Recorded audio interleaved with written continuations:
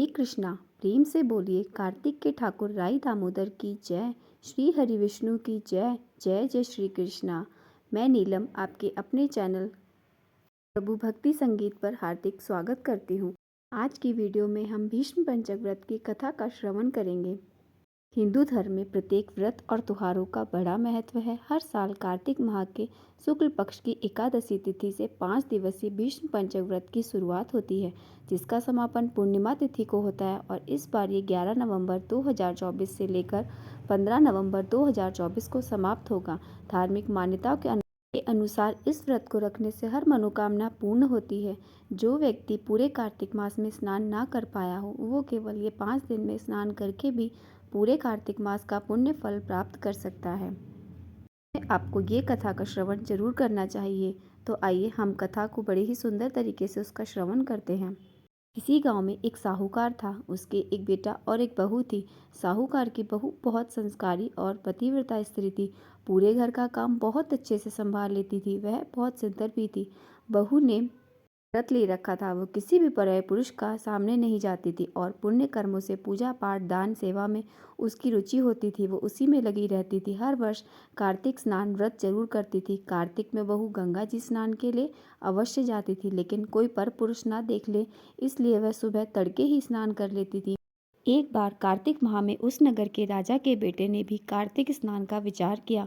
वह सुबह जब भी गंगा जी जाया करता तो देखता कि घाट गीला है। वह हैरान होकर सोचने लगा कि मैं इतना जल्दी स्नान करने आया हूँ, पर मुझसे भी पहले कौन स्नान करके चला गया। रोज यही होता। वह सोचता ही रहता कि इतनी सुबह कौन आया होगा, कौन कार्तिक माह का स्नान मुझसे भी पहले कर रहा है। कार्तिक महीने के अंतिम 6 दिन बचे थे। उस दिन साहूकार की बहू तो स्नान करके वापस जा रही थी। उसी समय राजा का बेटा स्नान के लिए आ रहा था। आवाज़ सुनकर बहू जल्दी जल्दी जाने लगी, लेकिन जल्दबाजी में वह अपनी माला और मोजड़ी वहीं घाट पर छोड़ गई। राजा का बेटा जब घाट पर पहुंचा तो उसने घाट पर वह माला मोजड़ी देखी, तो वह समझ गया कि यह कोई स्त्री ही है जो मुझसे पहले यहाँ स्नान करने आती है। राजा के बेटे ने उस माला और मोजड़ी को हाथ में उठा लिया और सोचने लगा कि जिस स्त्री की माला मोजड़ी इतनी सुंदर है, वह कितनी सुंदर होगी। उसके मन में पाप आ गया। उसने पूरे गांव में घोषणा करवा दी कि जिस भी स्त्री की यह माला मोजड़ी है, वह 5 रात मेरे पास आएगी। सारे गांव में थू थू होने लगी, लेकिन राजा का बेटा है, कोई बात टाल भी नहीं सकता था। साहूकार की बहू ने राजा के बेटे को संदेश भिजवाया, यह माला मोजड़ी मेरी है। मैं 5 रात गंगा जी के घाट पर आऊंगी। वहां मुझसे जो कहना है कह लो। साथ ही एक साक्षी ले आना जो यह साख भर सके कि मैं 5 रातों तक वहां आई थी। राजा के बेटे ने कहा, इस परम सुंदरी को तो बस मैं ही देखूंगा। और अपने साथ उसने एक सुआ को बोलने वाले तोते को पिंजरे में बंद करके घाट के किनारे पेड़ पर टांग दिया और खुद वहां बैठकर उस स्त्री के सपने संजोने लगा। जब बहू रात को घाट पर आई, पहली पौड़ी पर पैर रखा और बोली, हे कार्तिक के ठाकुर राई दामोदर, पांचों पांडु छठे नारायण, भीकम राजा मुझ पर कृपा करो, मेरी लाज रखो, उस पापी को नींद आ जाए। तभी राजा के बेटे को नींद आ गई। बहू नहा धोकर जाने लगी तो तोते से बोली, सुबह सुबह तेरे गल डालूंगी हीरा, मेरी साख भरियो मेरे वीरा। सुबह यानी तोता बोला, कभी वीर भी साख भरता है? तो फिर से वह बोली, सुबह सुबह सुबह तेरे पग लूंगी नेवर, साख रखियो मेरे देवर। सवा ने कहा, ठीक है भाभी, मैं तेरी साख रखूंगा। वह चली गई। तब राजा का बेटा हड़बड़ा कर उठा तो सुबह से पूछा, सुबह वो आई थी क्या? कैसी थी? युवा सुबह बोला कि आभा की सी बिजली, होली की सी छल, केले की सी कामिनी, गुलाब सा रंग। अगले दिन राजा के बेटे ने सोचा, आज मैं अपनी उंगली में चीरा लगा देता हूँ, दर्द के मारे मुझे नींद ही नहीं आएगी। वह उंगली चीरकर वहाँ लेट गया। बहू आई और उसी तरह प्रार्थना करने लगी। राजकुमार को फिर से नींद आ गई। वह स्नान करके फिर चली गई। राजकुमार के ने फिर से तोते से पूछा तो वह उसने बातें सारी फिर से दोहरा दी। अगले दिन राजकुमार आंखों में मिर्ची डालकर बैठ गया। बहू आई, उसी तरह प्रार्थना करने लगी। भगवान के प्रभाव से राजकुमार को फिर से नींद आ गई। जब वह चली गई तब राजकुमार उठा, फिर से तोते से पूछा। तोते ने फिर वही सारी बातें राजकुमार को बोल दी। अगले दिन बिना बिस्तर के बैठा था कि बिस्तर की गर्मी की वजह से मुझे नींद आ जाती है। राजकुमार सोचने लगा। बहू आई, उसने फिर प्रार्थना करी, सुबह स्नान करा, फिर से चली गई। राजकुमार फिर उठा, तोते से फिर पूछा। तोते ने फिर वही बात सारी बता दी। अगले दिन राजकुमार अंगीठी जलाकर बैठ गया। साहूकार की बहू आई, प्रार्थना करी, भगवान 4 रातें तो निकल गई हैं, अब यह अंतिम रात भी इसी तरह निकाल दो।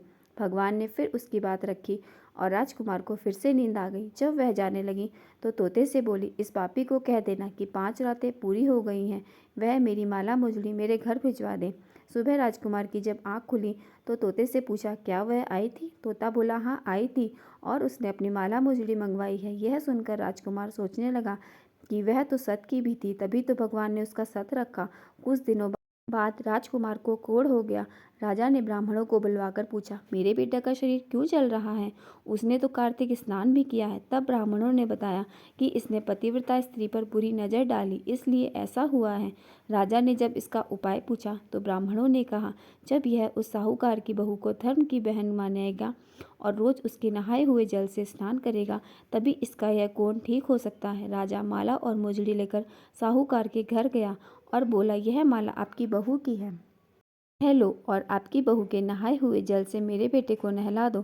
साहूकार बोला, महाराज, वह तो किसी पराये पुरुष का मुंह तक नहीं देखती है, आप उसे इस नाली पर बिठा दीजिए, जब वह नहाएगी तब उस पानी से उसका पुत्र नहा लेगा। राजा ने ऐसा ही किया। कुछ दिनों में उसका कोढ़ ठीक हो गया।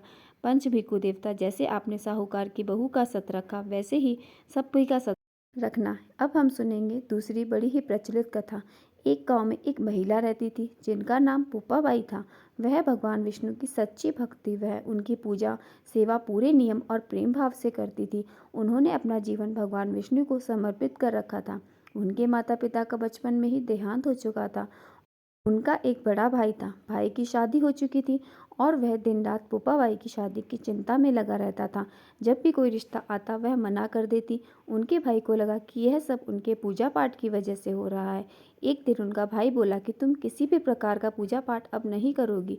यह सुनकर बाई को बहुत दुख हुआ और वह बोली, मेरा जीवन भगवान को समर्पित है, मैं कभी शादी नहीं करूँगी और मेरी झोपड़ी गांव के बाहर बनवा दो, मैं वहां रहा करूंगी। और गांव के सभी लोग को कह दो कि वह अपने गाय बछड़ों को मेरे यहाँ घास चरने भेज दें, मैं पूरे दिन उनका ध्यान रखूंगी और वह अपना घर का बचा हुआ खाना मुझे दे देंगे। भाई ने उन्हें समझाने की बहुत कोशिश की पर पुप्पाबाई नहीं मानी। वो अब अकेली गाँव के बाहर झोपड़ी में रहने लगी और ज़्यादा से ज़्यादा समय भगवान की सेवा पूजा में बिताने लगी। एक दिन उस नगर का राजा शिकार करने जंगल आ रहा था। वह रास्ते में उस झोपड़ी को देखकर रुक गया। उसे प्यास लगी।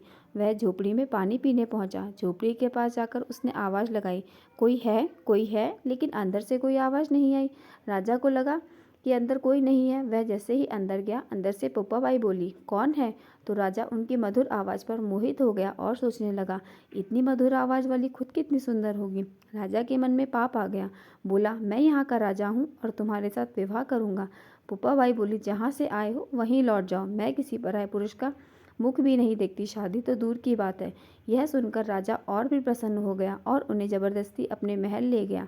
पुप्पाबाई ने राजा को श्राप दिया कि तुम्हारा राजपाट सब नष्ट हो जाए। महल में जब रानियों को सारी बात का पता चला तो उन्होंने राजा से अनुरोध किया कि इस महिला को वापस छोड़ो, यह हमारे राज्य के विनाश का कारण हो सकती है। रानियों की बात सुनकर राजा जब पुप्पाबाई को वापस छोड़ने लगा तब रास्ते में एक पाप की नदी आई जिसमें राजा डूब गया।